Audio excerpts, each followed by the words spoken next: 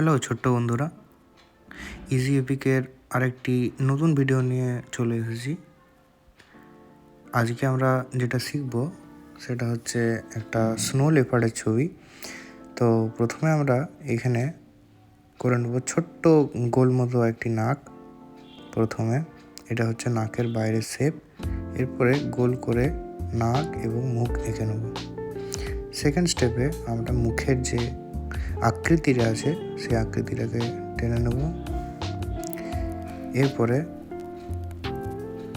একটা কান এবং দ্বিতীয় কান এঁকে নেব, দিয়ে মাথার শেপটা করে নেব। আস্তে আস্তে কানের দুটো দাগ দিয়ে দেবো। এরপরে এই নাকের লাইনের ঠিক পাশটিতে দুটো চোখ এবং উপরে ভুরু করে নেব ছোট ছোট।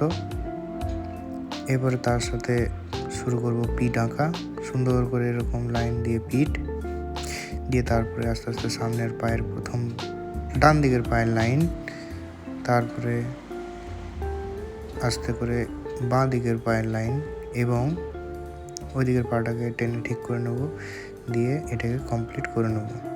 সেকেন্ড পেটের পরে পিছনের পাটা আস্তে করে এভাবে বেঁকিয়ে পরে থাবা তৈরি করে নেব এবং আস্তে করে পিছন থেকে পাটা কমপ্লিট করে নেব। এরপরে দ্বিতীয় দিকের পা সেমভাবে, এরপরে লম্বা যে লেজটা হবে স্নো লেপার্ডের সেটাকে এঁকে নেব।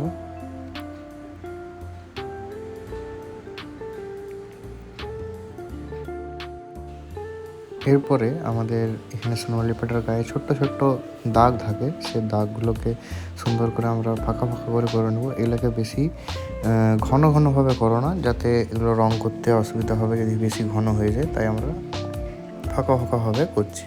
এরপরে গায়ের দিকে বা এখানে যে শরীরের উপরে যে দাগগুলো আছে সেই দাগগুলো একটু বড় বড় করে নেব এবং যেখানে যেমন দরকার সেখানে সেভাবে ছোট ছোট বড় বড় করে দিতে হবে। প্রত্যেকটা শেপ কিন্তু অবশ্যই আলাদা আলাদা রাখবে, একইভাবে গোল গোল দিও না, তাহলে ছবিটা অনেকটা আর্টিফিশিয়াল লাগবে, অনেক বেশি ন্যাচারাল হবে না।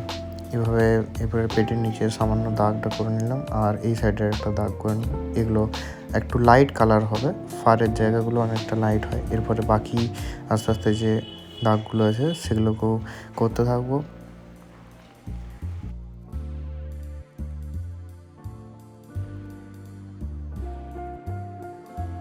এখানে যে থাবার দাগগুলো হয় সেই দাগগুলোকে টেনে নেব।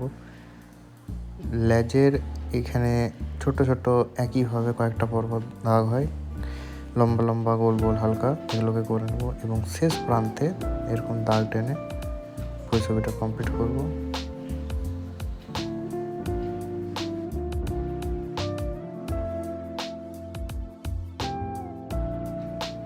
এরপর আস্তে আস্তে আমরা কালারে আসছি। এখানে ওয়াটার কালার ইউজ করব আমি এবং জিরোর তুলি ইউজ করছি।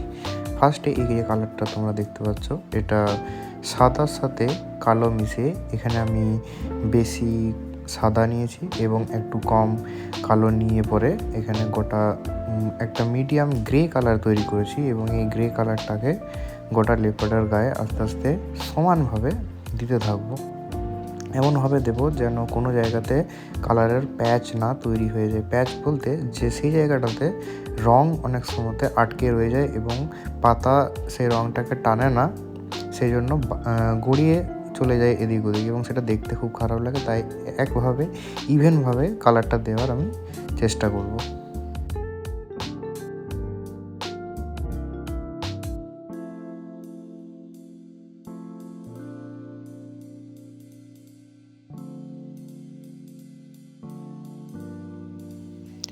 ভিডিও যদি এই পর্যন্ত ভালো লাগছে এবং আমার কালার করা সত্যি দেখতে ভালো লাগছে বা আমার ড্রয়িং ভালো লাগছে, তাহলে চ্যানেলটিকে যদি নতুন এসেছেন তাহলে অবশ্যই লাইক, শেয়ার এবং সাবস্ক্রাইব করে যাবেন। Thank you.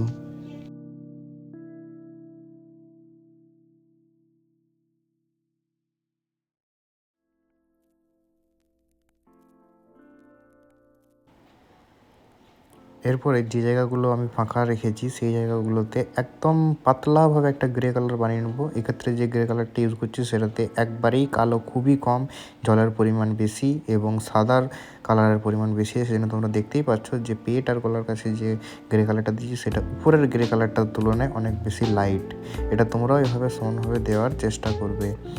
এরপরে আমি কানের যে উপরের অংশগুলো যেগুলো আলাদাভাবে ফাঁকা রাখা ছিল সেই জায়গাগুলোতে আরও বেশি ডার্ক গ্রে ইউজ করব, ডার্ক গ্রে বা মেটালিক গ্রে। এক্ষেত্রে যে গ্রেটা ইউজ করছি সেটা বানিয়েছি হচ্ছে একটু বেশি পরিমাণ ব্ল্যাক এবং কম পরিমাণ সাদা ইউজ করে, যার মাধ্যমে আমরা যে কালারটা পেয়েছি সেটা হচ্ছে ডার্ক গ্রে কালার। ডার্ক গ্রেটাকে আমরা কানের এখানে দিয়ে দিলাম এবং আস্তে আস্তে এই যে স্নো লেপার্ডের গায়ে যে ছোট ছোট প্যাচের মতো দাগ থাকে, ফারের যে আলাদা আলাদা রকমের কালার, এটাকে এখানে ডার্ক গ্রে দিয়ে পরে আলাদাভাবে ফুটিয়ে তোলার চেষ্টা করব।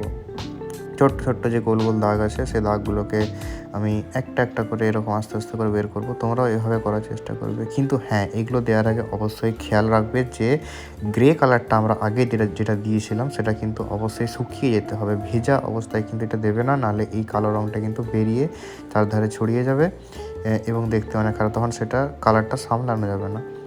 তাই অবশ্যই যখন গ্রে কালারটা পুরোপুরিভাবে শুকিয়ে যাবে তখন তোমরা এই ডার্ক গ্রে কালারটা অ্যাপ্লাই করবে।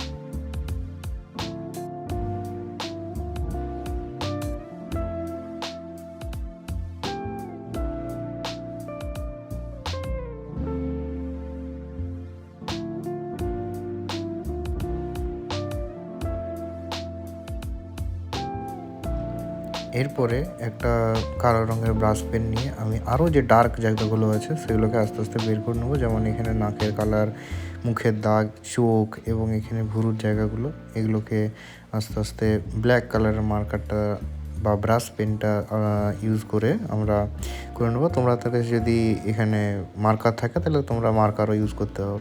এবং এই যে প্যাচগুলো আছে, প্যাচগুলো যে আরও সুন্দরভাবে ডিটেলিং করে করে বের করে নিয়ে আসবো, যাতে বোঝা যায় যে হ্যাঁ এগুলো গায়ের উপরে ছোটো ছোটো কালো কালো দাগ বা ছোটো ছোটো গ্রে কালারের, ডার্ক গ্রে কালারের দাগ হয়ে আছে, এগুলো যাতে খুব ভালো করে বুঝতে পারা যায়।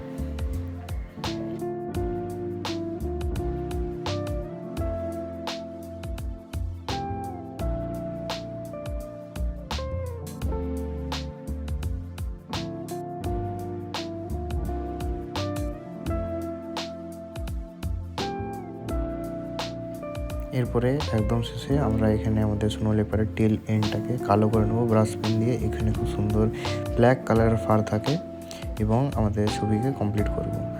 থ্যাংক ইউ বন্ধুরা পুরো ভিডিও দেখার জন্য, এবং এভাবেই আরও ভিডিওতে দেখা হবে তোমাদের সঙ্গে। বাই।